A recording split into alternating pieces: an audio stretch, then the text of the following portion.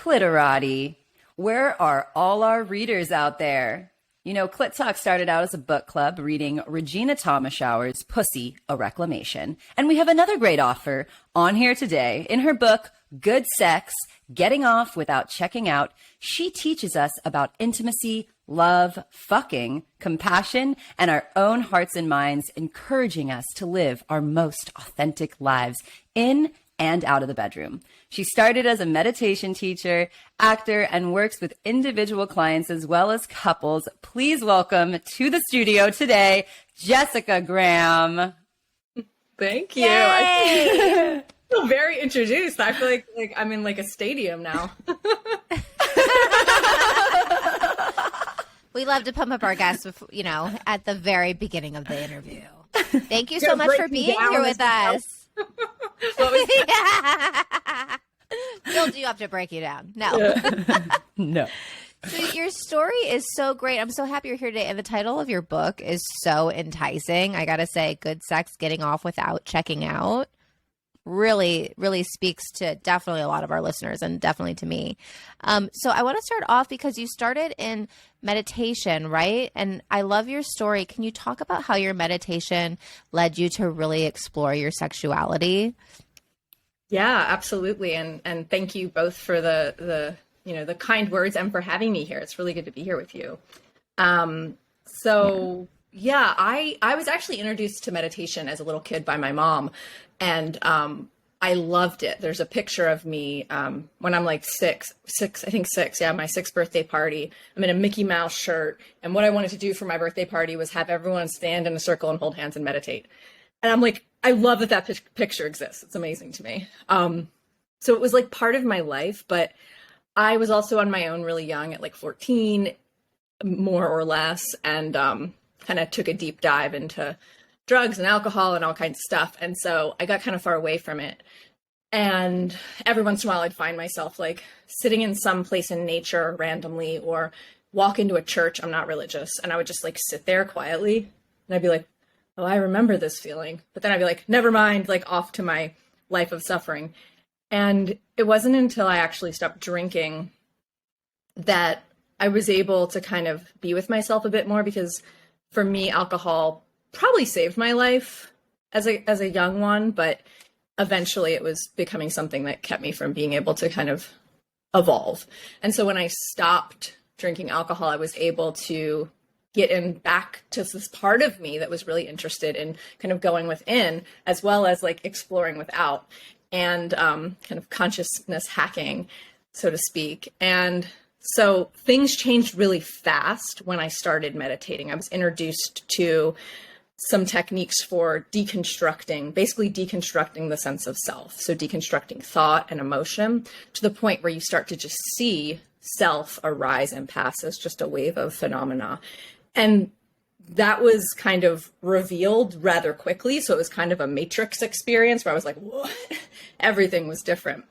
And that first year or so, it was almost like heaven in a lot of ways. Everything was more awake and alive. Like I kind of think of like, Interview with a Vampire, where it turns into a vampire and it's like, everything's like alive. Like I always think of that, like when that and The Matrix. I'm a filmmaker, so it's always movie references, but everything was just so rich and beautiful, sunsets, food, everything. And I was like, I came home from a meditation retreat. I was like, what about sex? And at that point I had done a year of celibacy, and then I had gotten into a monogamous relationship, and I really wanted it to be that way. I really wanted to like commit to this thing in this specific way. And I kind of turned my sexuality off in many ways. Because as much as sex was always a fun and like good part of my life, it was also an area of my life where there was suffering and there was harm caused both ways, always. And so I wanted to kind of have a new relationship with it. So the relationship I was in was really loving, but didn't necessarily have this it didn't have this sexual component. And so I was like, hey, let's bring in the meditation and see what happens, because if everything else is better, then sex should be better too. but I didn't have a partner that was really interested in that at the time. So I started exploring it with myself through masturbation, through, I don't know that I was on the like ethical porn sort of ride at that point. I was probably watching random stuff that I found, but I was trying to do it in a like a mindful way, like really experience, what does this feel like when I see this? Like, what does it feel like to get turned on? Or like reading erotica, looking at erotic photos, things like this, and just noticing what my sexuality felt like and how it expressed and what pleasure was like for me. And when that relationship eventually ended, the next one I got in, which I was in for 11 years, that part of it was really, really good. Like, and that's when I really kind of had this sexual awakening, because I had a partner who could really meet me there, and just had these like experiences that I didn't know were possible with sex. And that kind of started that journey and that part of my life as far as my work goes. I was kind of like the kid from Sex Education, whereas like people would come to me when I was like 15 and be like, how do you give a blowjob? Or my girlfriend's pregnant, or, you know, things like this. And I would be the go-to person to help them through it. But, I was very wise in certain ways, but I also was like super traumatized and like had a lot of issues that had to be worked through. So as those were worked through, who I am sexually and what I can offer in the service realm where it comes to sex has been able to expand, because I've been able to heal. So. I love how you talked about, it was really like exposure therapy in a way, and like really staying embodied. Like you kind of like walked yourself through that as a very young age of like, oh, like I'm watching this porn and being selective about it, but like, how does it actually feel in my body to watch this? Like that is so next level. Like, teen, like early teen. No, not as an early teen. As an early teen, this was in my 20s. This was in my like mid to late 20s when I got stopped drinking and sort of got into this. But in my teens, I didn't realize until later that I had kind of stumbled on some mindful sex techniques, because I would have orgasm anxiety. I would feel like I'm taking too long, or they don't really want to be doing this, or, you know, I sound weird or smell weird or taste weird or whatever it is. And all that anxiety kept me in my head. And so as like a teenager, I started pretending like I had a brain in my vulva, and that every thought that I had was a sensation. And it was just some weird trick I did with myself. And later on, I was like, oh, that was level. Mindful sex. Right. Right. So in your book, you talk about how you struggled to be conscious or in your body during sexual experiences. Can you tell us a little bit more about that, and how you got to where you are today as a sex coach? Yeah. I mean, I think, you know, first of all was just realizing that like I actually had a body. Like I think I lived some I noticed really bad feelings or really good feelings, which is part of probably why I liked sex so much, because it was a strong feeling, and why I would like have really, you know, I needed intense experiences to really feel. But as I woke up to my body through meditation, it was like getting another sense. It was like suddenly I understood like, oh, there's all these emotional experiences in my body, and there's like different kinds of pleasure and different kinds of pain. And so just simple meditation practice really helped. But I think it's really important to say that I've done like over a decade of trauma resolution work. And that's actually a lot of what my work with my clients is now. I do somatic and archetypal trauma resolution. And that's a huge part of it, because the body keeps the score. You know, we're all that stuff that happens to us is living in there. And if it's not resolved, then it's impacting us on all kinds of levels. And certainly many, many people of all genders have experienced some version of sexual abuse or sexual assault of one kind or another. And so that's in the body, and it needs to be processed and resolved in order to really feel safe and at home in our bodies. And that's a process. We do that slowly over time with good support. Yeah. You said a really juicy word in there. Some of the work that you do is called archetypal trauma resolution. Yeah, Can somatic. you speak up to that? Yeah. Yeah. Yeah. Can you speak to who that would be right for and define that a little bit more? Sure. In your terms, what archetypal trauma somatic resolution means? Totally. Yeah. So I'm trained in a modality called Rebloom, which was created by Rachel Maddox, who's just a brilliant trauma resolution guide, but also a great teacher and coach. And she does really great work with CEOs now. In any case, she developed this body of work called Rebloom. And the somatic aspect of it is very much like a somatic experiencing for anyone who's done that type of therapy modality. And it's really just working with the embodied emergency responses, the fight, the flight, the freeze, the fawn, that's in there that didn't get to do what it needed to do at the time when X, Y, or Z happened. And so there's a process of allowing the body slowly to unwind those embodied emergency responses and to unfreeze or to release the fight or to feel like, okay, I got to run. And there's a lot of different ways of doing that. But in the most basic sense, it's like attuning to the body and trusting its inherent wisdom and what it actually needs in order to resolve those experiences. And the archetypal piece comes in through a set of archetypes that Rachel developed that basically take you through from like baby to like elder.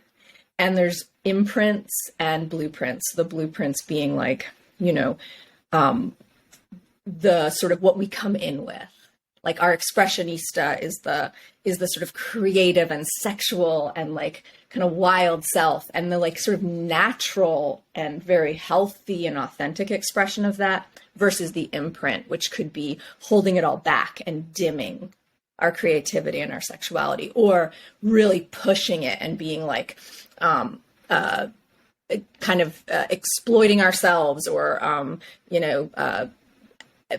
behaving in ways that sort of separate us from others because we're so extreme in like, I'm going to show you who I am. And so these are examples of imprints. And so you can kind of work with each of these archetypes along with the somatic work to heal and work through the developmental system. And then there's a lot of other stuff that I do with trauma within that. There's like a lot that I weave into it. I'm just very passionate about it. And because I work around sexuality, I just come in contact with trauma every day.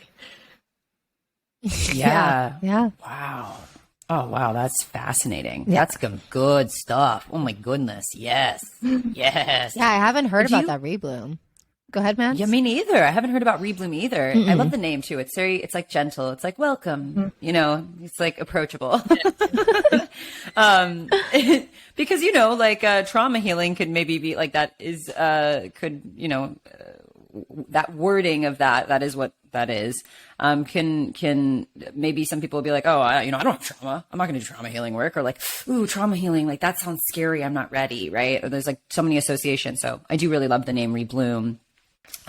Speaking to the kind of work it is. And you're right, like the body does keep count, because we had a guest on a while ago, Marla Movers Hartman, and she came on multiple times. And the first interview she came on, and she was talking about emotional intimacy, and the way that she described it, I was like, oh, that's me. And she's like, oh, there must have been some like trauma in your past. And I literally was not aware that I had any sexual trauma. And then it wasn't until she came back on our show and I was re-listening to her episode just to, refresh my memory, because it was a few years later. And I heard her say that to me, and I remember I was driving and it like hit me like a ton of bricks. I like remembered like what happened. And it was and I never identified it as, because it wasn't violent. It wasn't like, it was with someone who I trusted. And it was, I never identified it as sexual trauma, but it was almost an assault in a way, but it was not like violent in a way. It was just I just thought it was like a bad experience. I kind of chalked it up to like nothing of like, oh no, I don't have any sexual trauma. And so it's so interesting how your body will like reveal, and I've worked on it a lot to the point where like I can talk about it, and Congratulations. It's a big deal. it still impacts me though. It still impacts me though. It's still something that thank you, that I have to really deal with in my own intimate life with my 13 years of, you know, my relationship with my husband. So so I love that work that you're doing. And I'm actually really interested because I'm currently pregnant. So I feel like my libido right now is just like all over the place. Like sometimes it's really high, sometimes really low. And sex is just like kind of hard because I'm so big right now. So I feel like it's hard to judge now. But I do want to talk about like low libido, because I just thought I had low libido for the longest time. But then I started working through my trauma and I was like, oh, this definitely has impacted my ability to connect emotionally or into an intimate situation. So, but we talk about mismatched libidos in relationships. We got a lot of questions from our clitorati, and and how desire can over time kind of like desire isn't linear. It can wane. So how do you recommend to, in general, dealing with a partner who does have low sex drive, like to support that partner? And also if it's like your partner has a high libido and you have a low libido, what kind of advice do you give to your clients? Well, the number one thing is to get support, because the thing is that we don't there's not a school that we go to learn how to be in relationship or to learn about sexual well-being. Right. Like that's we have our parents, you know, in many cases, that's right. the school of what not to do, right? Not always, but many times. And so the first thing is to like let yourself off the hook and be patient with yourself and give yourself some compassion and give your partner some compassion for all the ways in which you shouldn't expect yourself to know. You shouldn't expect yourself to be able to fix it. And then along the lines of fix it, nothing's broken. I think that's another really important thing is regardless of what your libido level is, there's nothing wrong with you. And I think that comes up a lot on both sides of that. You know, what's wrong with me that I want so much? What's wrong with me that I don't want it at all? And so I think a huge component is self-compassion and acceptance for where we are. And getting support to learn to communicate, because communication is generally the main issue when it comes to any sexual challenge within a relationship for the most part. And so learning to really talk about it and learning to talk about it in ways where both people or all people feel heard, feel understood, feel validated and empathized with. There's a dialogue, a practice I really like. It's called a Mago dialogue. And it's done with couples, but they've expanded it out to do it in a lot of different ways. And it's just similar to nonviolent communication. But it's basically a practice of being able to share and listen and really get mirrored and validated and empathized with. And I think using tools like that when having these sorts of conversations can be really, really helpful, because we're so sensitive and we're so tender when it comes to sex and when it comes to our sexuality. And so having support, having structure around those conversations can be really helpful. From there, it's like sexual energy is creative energy. And so if you are in a relationship where maybe you're not getting to express your sexual energy with your partner as much as you would like, you can use that energy elsewhere. You can take that and fuel other things that you're doing. You know, it could be creative as in like painting a picture, but it could also be creative with how you block out your day, or how you put your kids' lunch together, or how you drive your car. I don't know. It could be all kinds of things where you might channel that creative energy so that you have that experience of release with it, but also your sexuality is yours. And so there's the third piece here where you come together, but it's yours. And so to continue nurturing it and giving it, it's like putting change in the piggy bank. You got to keep engaging with your sexuality, your own sexuality as a relationship, just like you would with a friend. If you never call that friend, if the two of you never talk to each other, could go for a little while, but eventually, like, you know, there'd be an issue there. And it's the same thing with our own sexuality. If it's a priority, and it doesn't have to be, by the way, but if it wants to be, then engaging with it for yourself. So engaging in self-pleasure, engaging in sensuality in all the ways, engaging in things that maybe aren't even necessarily sexual, but that bring an aliveness to your body, as well as checking in with yourself about what turns me on, what doesn't turn me on, and do I really like that thing? Would I rather like this thing? And just being honest with yourself, which then helps you to do that with your partner. And so for a partner whose, you know, libido is higher, don't cut off your sexuality because you're not able to express that in the relationship. And I'm not telling you to you know, be unethically non-monogamous. I'm not telling you to cheat, but like, you have yourself. Right. So if you are in a monogamous relationship, how can you engage with and nurture your sexual self? And a lot of the time, by doing that and taking the emphasis off of what's wrong and what your partner isn't giving you, you put it on like your actual experience, things do start to shift. And if both partners are doing that, and then you're having a conversation even once a week about sex, things tend to start to change. That's a really great framework to navigate that. Thank you. Yeah. Yeah, absolutely. And so something about me, Jessica, is I started when I was first married to my husband. When we first started dating before marriage, we were in a monogamous, heteronormative, dynamic relationship. After 6 months of doing this work on this podcast, we opened up our relationship, and we have a beautiful, thriving, polyamorous marriage. And, you know, this is a big thing that comes up for me and my partner, is that we're matched in so many ways, but then, you know, he's also 16 years older than me. Priorities are a little bit different. Our sex, like our how the quantity in which we'd want to have sex is it's just different. For the longest time, I made myself so wrong for that. Like, oh my God, I'm just like not being like feminine enough for him to want it. And I really got like, no, not the fuck at all. Like, this is just, we have we have this entity, but we are these two individuals. And doing Clit Talk caused me to create the most abundant self-pleasure practice. And I must admit, though, having the ability to have other lovers has allowed me to take that off of my partner, right? That expectation. For example, an area that my partner and I don't really go into is certain aspects of BDSM and kink. Like, for example, my partner does not like to be called daddy. I was like heartbroken when I discovered that was like a real truth for him and a boundary. I was like, wait, no, I can't. I thought like one day I would be able to call you daddy. And he's like, no, like never. Like that's a fuck no.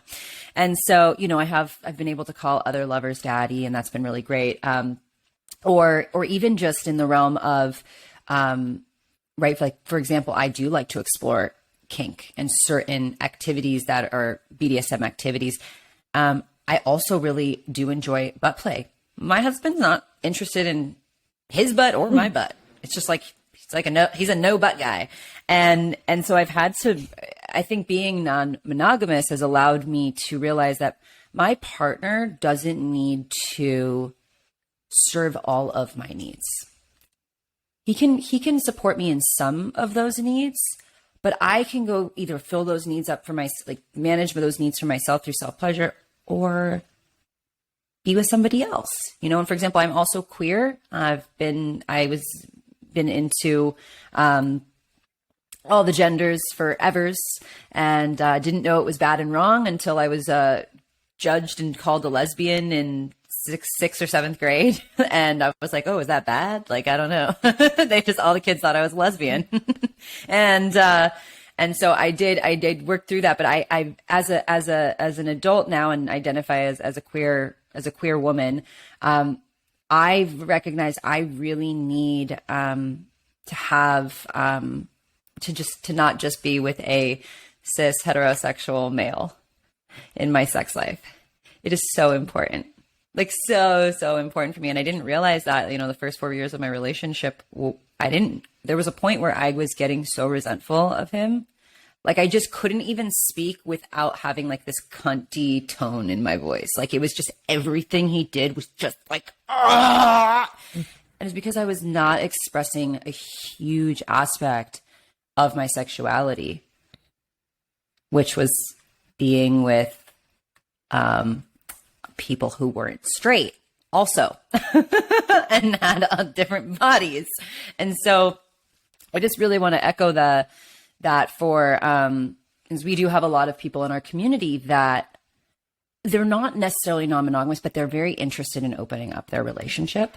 There are some people, right? There's 3 of us hosts, so we do have like different archetypes of listeners that listen to the show. And there are some people who are like, well, I mean, I might want to open it up. And, after hearing this share, and knowing my story, like the differences in sex drives, like what would be your advice to people who are currently in a monogamous relationship? Recognize that there is this just innate difference. It's not bad. It's not wrong. There just is this difference. And in terms of having that weekly sex talk, having the opportunity to start talking to their partner about maybe opening up. What would your advice be around that to those listeners who do maybe need to navigate that conversation and say, hey, like, let's explore outside of just us two? Yeah. Well, first of all, like how awesome that you've arrived where you've arrived and are able to be in a marriage that can support and celebrate and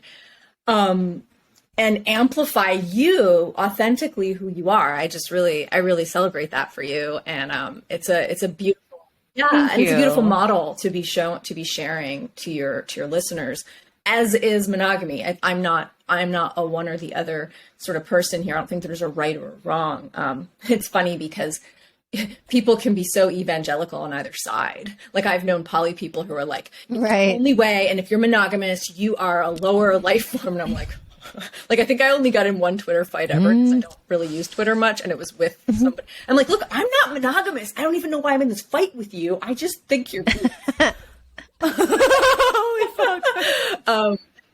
Holy fuck. That's anyhow. So I celebrate you in that. And, yes, I tend to work with a number of non-monogamous folks and some very monogamous folks.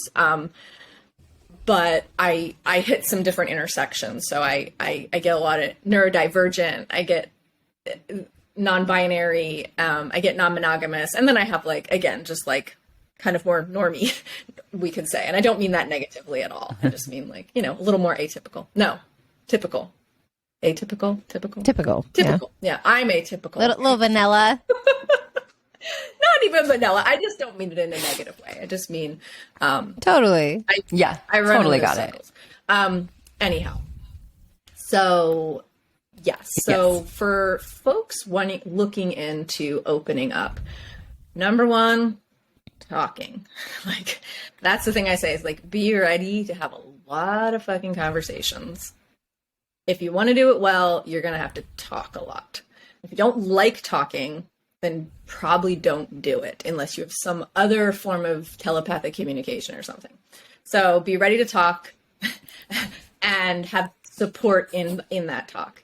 Another thing I would look for is, do either of these people have severe abandonment trauma?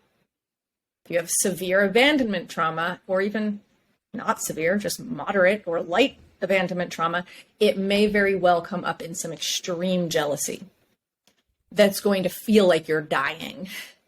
And so be prepared and have support around that piece.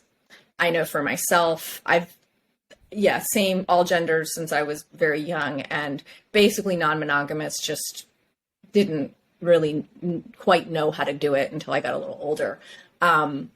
But,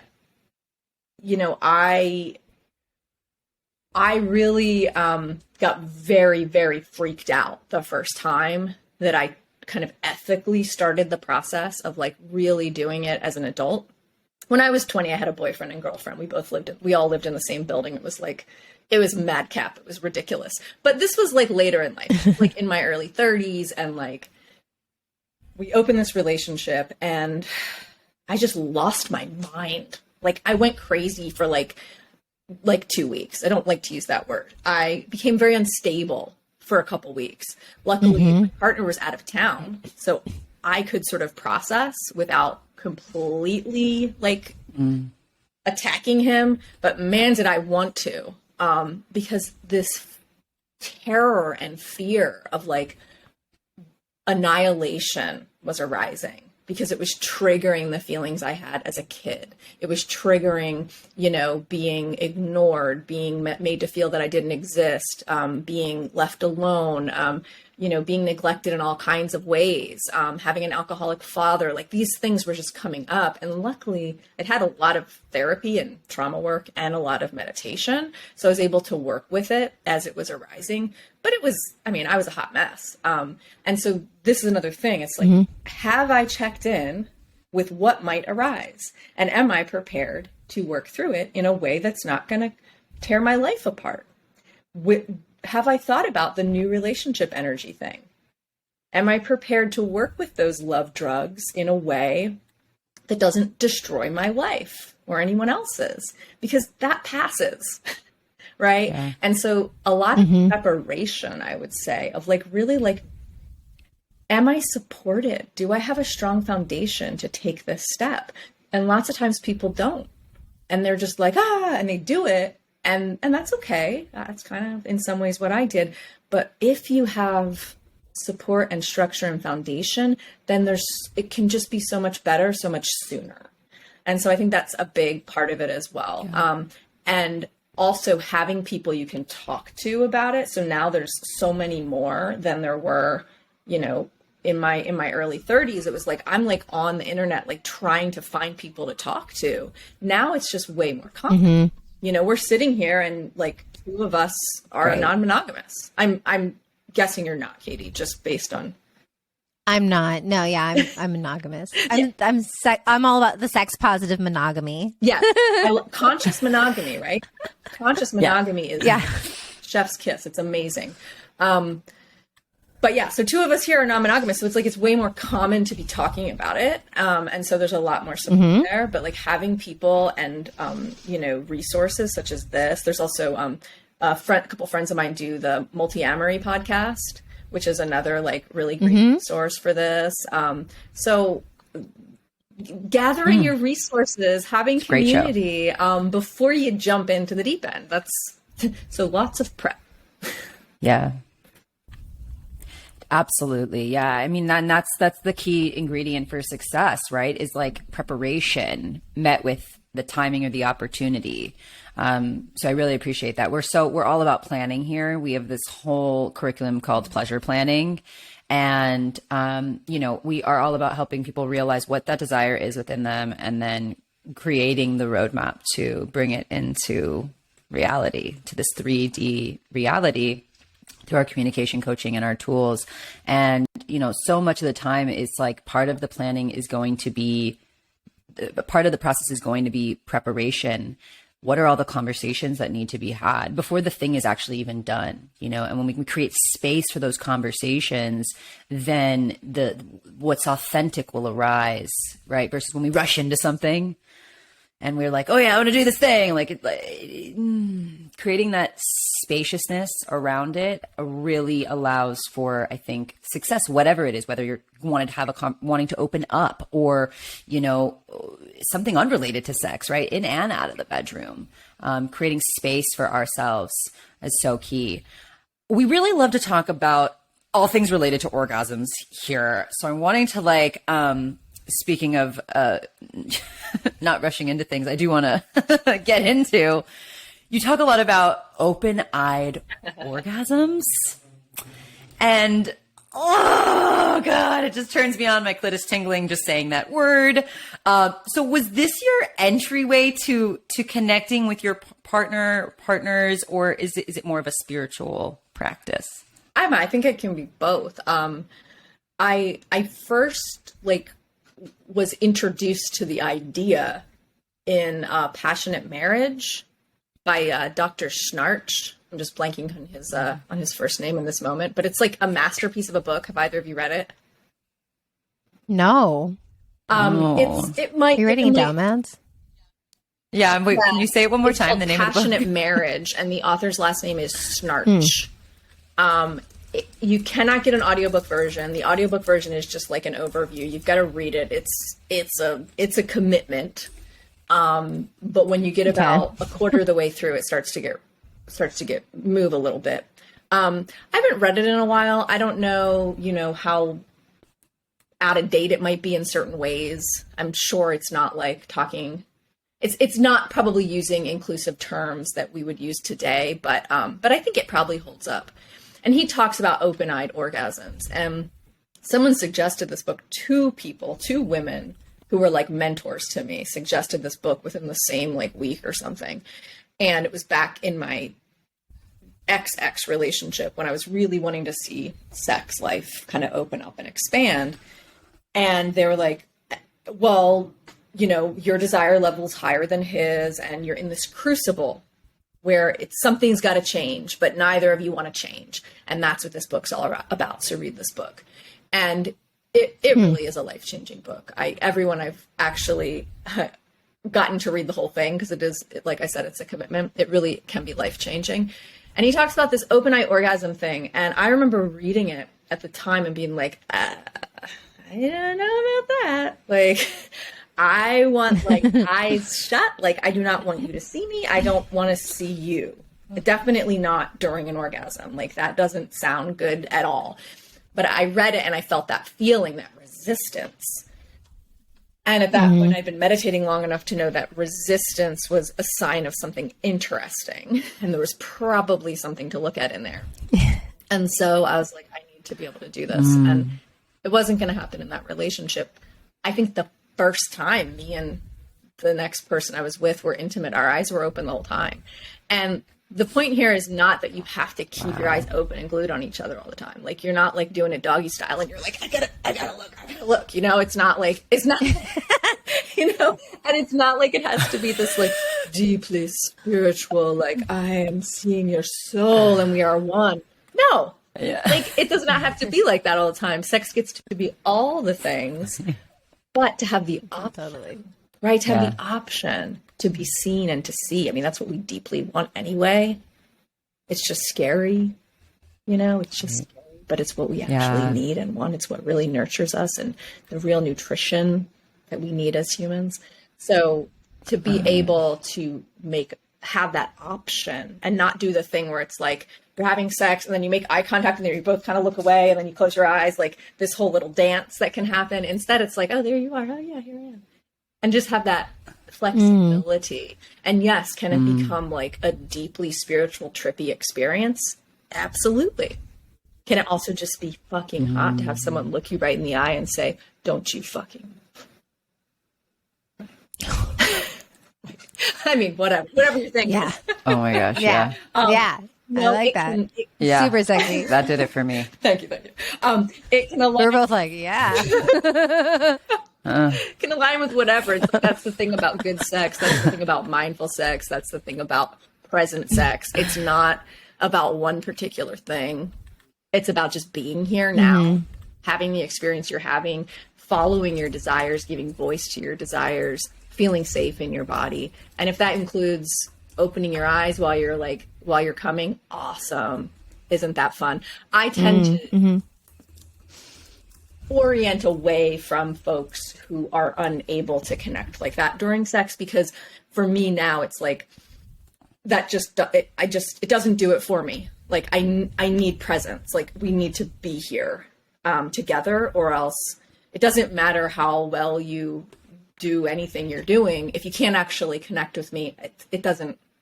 I'd way rather have someone deeply connect with me, eye contact or not, than have like 5 amazing orgasms, honestly. That connection is hard to me. That's my kink, honestly. Ooh. Connection is my kink. I like that. Oh, that's hot. Connection is my kink. Quoted. Love it. Here. Oh my gosh, you're so amazing. do have one more question because I saw you talking about this in an interview and I wanted our listeners, we haven't talked about it before, but it's this limbic resonance and how that can have us find ourselves in similar situations within relationships. So can you tell us more about that and how we can kind of navigate recognizing if that's happening? Yeah, absolutely. Thanks for that.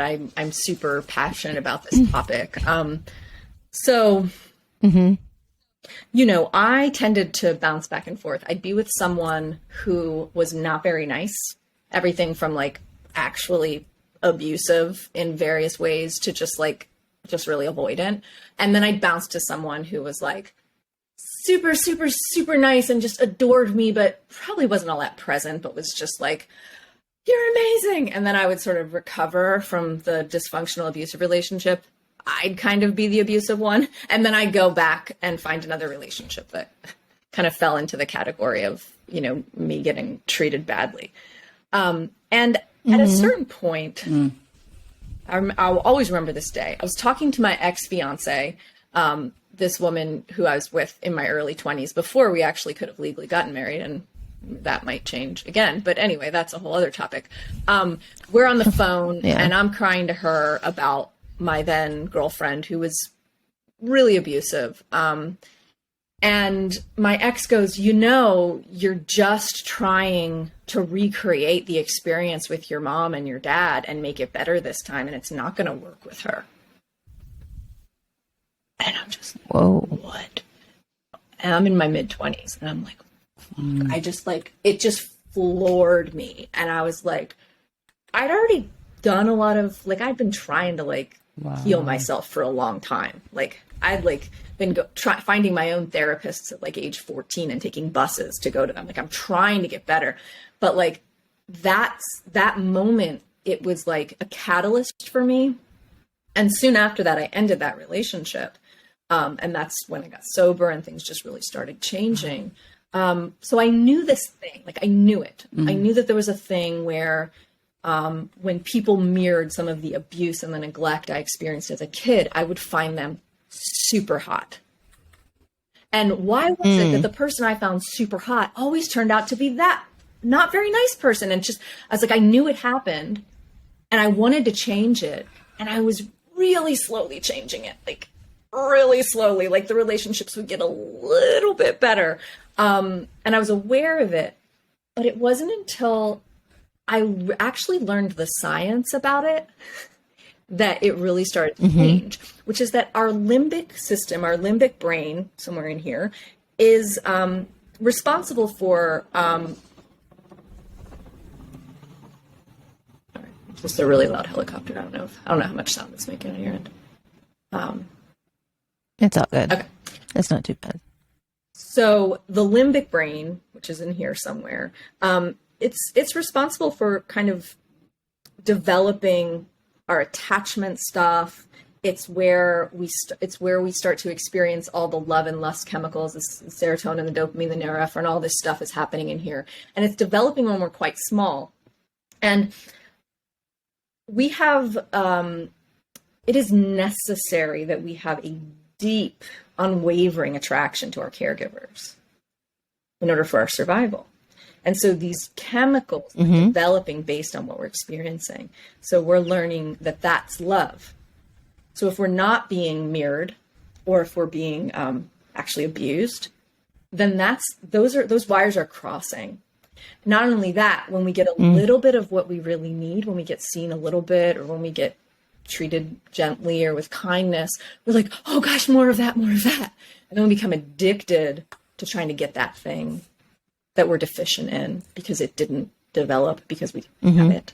And so we get set off on this cycle of falling in love with people who create a similar sort of dynamic within us. And then we get a little bit of something good and then we want more, but then we get a whole lot of bad, but we can't kind of break free from it because it's wired in. That's the resonance. We resonate with people that are similar to what we experienced at very young age. And that could be very depressing. You could be like, well, hell, like, great. I'm 42. What am I going to do? But no, you can revise that. You absolutely can revise. You can do limbic revision, which takes time and it takes targeted work, and it involves attachment wound healing, and it involves trauma resolution, and it involves a lot of self-love and self-compassion, and it involves some discipline. It involves some like, I'm not going to do that no matter what. It involves missing out on some fun at times because you know that person is going to fuck you so good. But if you are actually serious about revising the resonance, revising, being able to be attracted to someone who will fuck you so good and who afterwards will treat you well, you're committed to safe and sexy, right? Because for me, safe was not sexy. Dangerous was sexy. Scary was sexy. Hurt me was sexy. Make me feel what I felt when I was 2 was sexy. And so if we really want to commit to shifting that, then we actually have to commit to it. In order to get to the place where I could actually commit to it and make those decisions person by person, swipe by swipe, because you start to be able to see it. You're like, oh, yep. Within a few messages on a dating app, you can see it. Oh, they have the thing. If you're attuned to it. No wonder I'm like dripping wet right now. I don't even know this person, but they sent me one text and one selfie, and like I just see it and I feel it, and it's the tone, and just my body's turned on in this particular way. Oh, can't date them. And to have to be like, okay, not going to do that. What starts to happen is this whole other world of possibility opens up, this whole other kind of partner, this whole other kind of turn on. And it's totally worth it. But in order for me to get to that point where I could make those choices and actually have choice, there was a lot of resolution work that needed to be done because I couldn't. There were just too many stacks. There was a layer cake of trauma that had to kind of be worked through. And so, be patient with yourself, but it's totally possible. If I can be attracted to people and like really turned on by people who are kind to me, then anyone else can too. This is so insightful because I do have some friends, some female friends who are like, they just go for like the bad guy. Like, the guy, I'm like, why are you with this person? This person's not treating you right. They're treating you like shit. Like, why is this turning you on? But this makes so much sense. Of course, it's grounded in science, which is just like, knowledge is power here, and just understanding. It's just so logical now. It's like, oh, well, okay, now I actually see an access to support those friends. And what that your ex-girlfriend said to you is like, wow, what a great friend, right? To like just be that blunt with you and say like, you're just playing out this thing with your mom and dad. And when you had that aha moment, I see that I could maybe provide that level of candor to some of my friends who are so very clearly with someone who is not in like the highest good of all. I'm sure that involved. you could. I'm sure that you both could. And I mean, I think it's important to say that like I've been working one-on-one with people in one way or another for over a decade now. And I'm really good at my job, and I know that I am. And I also know I'm not perfect by any means. And like in the last year, there have been big shifts for me. And so I just think it's important to say that like, yeah, I'm sitting here talking about this thing, but it doesn't mean I'm not still in the process. It's totally. Sure, of course. We come back get that. around to the pieces, Sure. and then we're like, oh, now I can do this deeper healing here. And I mean, we go deeper into the healing like an onion and just like coming back, like things are cyclical. So, as Katie was mentioning earlier with when she had that memory resurface and realized that she had some sexual trauma, right? Like she was ready though. And I do believe we come back around to it and we can go deeper as we go through the process of understanding each of our experiences, but I think people, everything we're talking about is so hot, so sexy. It's like mindful sex is good sex, right? But there's a key factor, I think, here for, the willingness to want it, right? To be able to be disciplined doesn't just come from, all right, I'm going to press the discipline button. There's a willingness. There's like and for you, maybe it was like, there was just a point where your body and yourself was like, enough is enough. I'm done. This impact is too great. And it's right. And once we get the impact, hopefully we can then be inspired to make different choices. Yeah. Right. I just had that moment last, it's been a year now since I ended a very long-term relationship, and it was there were lots of amazing things about the relationship, but my body couldn't be in that relationship anymore. And sometimes it's just moments of clarity. And then you're like, oh, I'm ready. It's time. Mm-hmm. But I also, I want to say that this, Katie, the story that you shared, I very much relate to it. And I've had a few experiences of that where something that I didn't think was a big deal, later on, I recognized I had that with like a childhood experience. And I write about that in the book. I had it with emotional incest. So if you don't know what emotional incest is, if a listener is hearing this for the first time, Google that shit, because it will have the same impact as actual physical incest if you experience emotional incest. Interesting. So just putting that out there. Trigger warning, be gentle with yourself as you learn about it. But also right around the Me Too movement, my book was coming out, okay? And I was in the recording studio making the audiobook. And I get to this point in the book where I talk about being 14 on LSD, I think drunk and high, and having sex, or someone having sex with me who was like 20. A guy that I realize now, had groomed me since the time I was 12.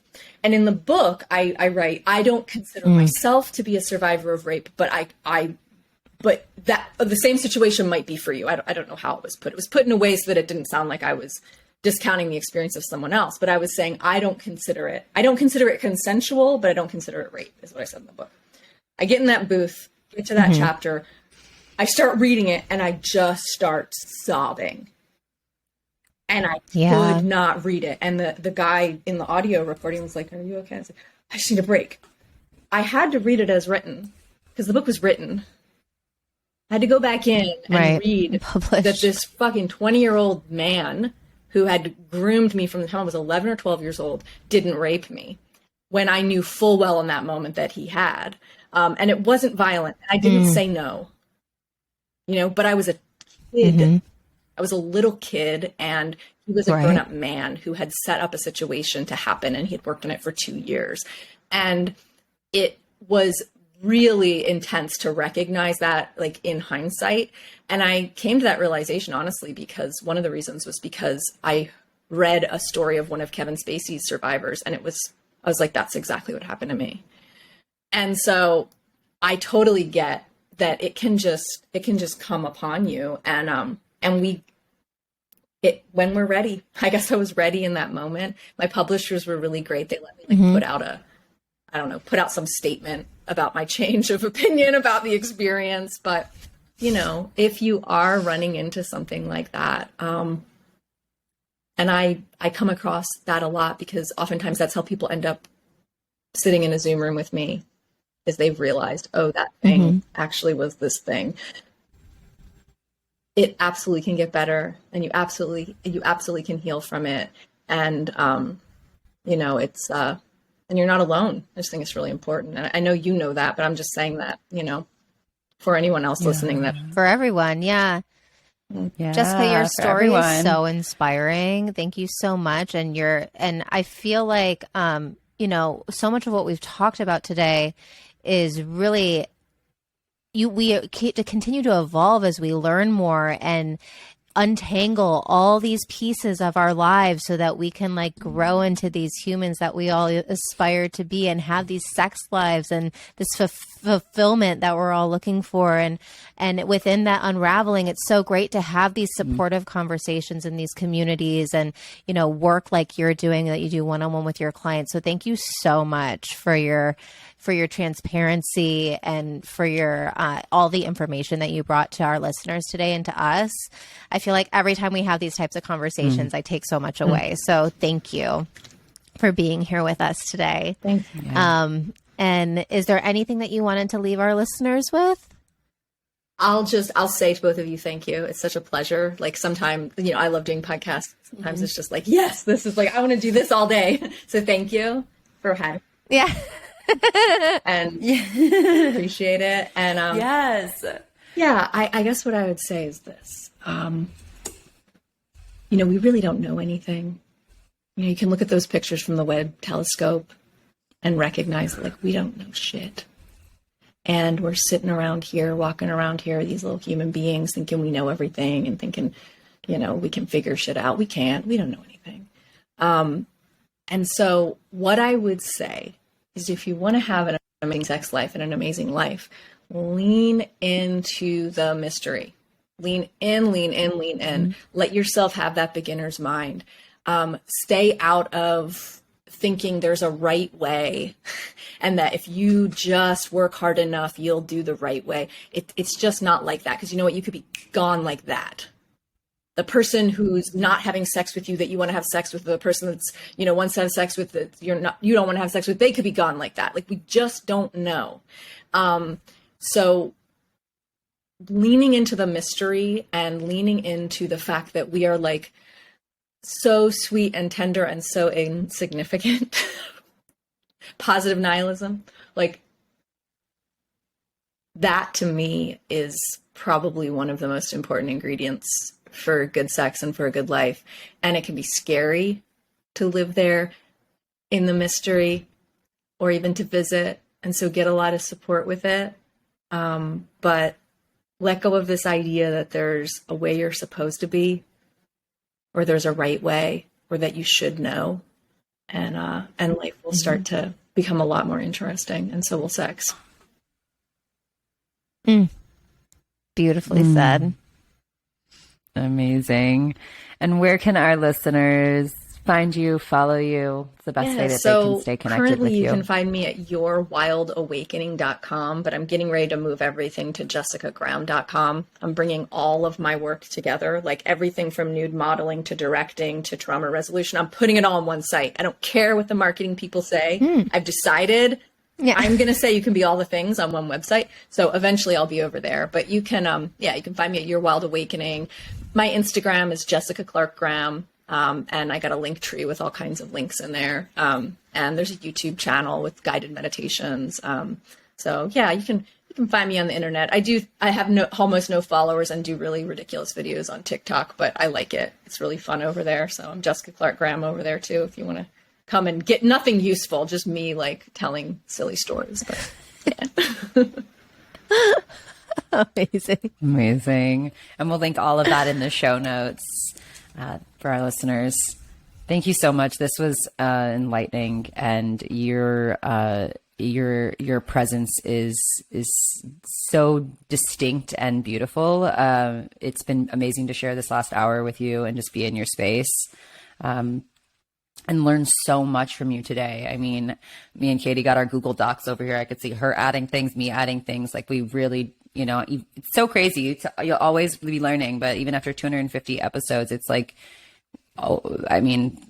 just this conversation is so expansive and there's always more to learn. And I feel like that goes so well with what you said about leaning into the mystery, leaning in, not approaching every day like everything, but actually coming with this sort of innocence, being like, what am I going to learn today? So thank you so much for blowing our minds and multiple times turning us on in this episode.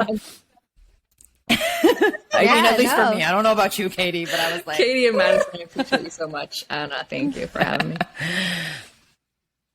Thank you so much. And with that, Clitorati, absolutely. We'll see you next Tuesday. Bye-bye.